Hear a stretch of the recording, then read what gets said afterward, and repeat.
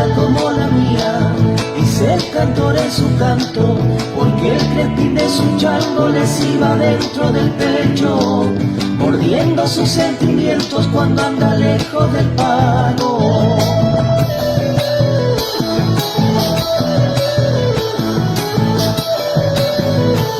La sed de volver provoca espejismo de nostalgias, es una ilusión dorada, solo una flor de cenizas, es el corazón que atiza viejas llamas escarchadas.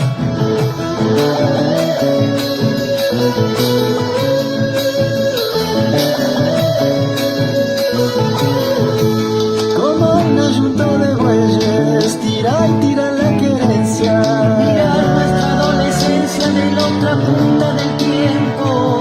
Es fiero como el encuentro con el yuyal de la ausencia, porque he debido la vida, ya no le temo a la muerte.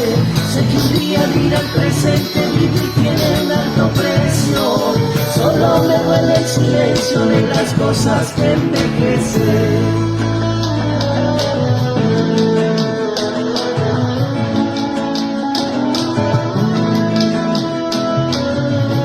Mirando yo ese espejismo, he vuelto al suelo añorado, a la esquina de mi barrio donde jugaba y reía. Ya no era la esquina mía, mis sueños me habían robado.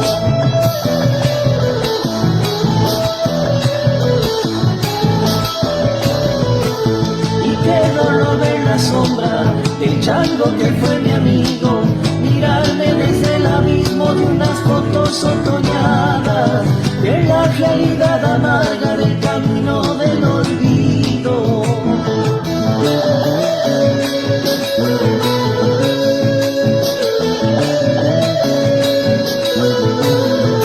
Salí a recorrer ayeres buscando la primavera, aquella novia primera, su boca y un juramento. En mi alma creció un invierno y en mi pecho una tapera, porque he debido la vida, ya no le temo a la muerte.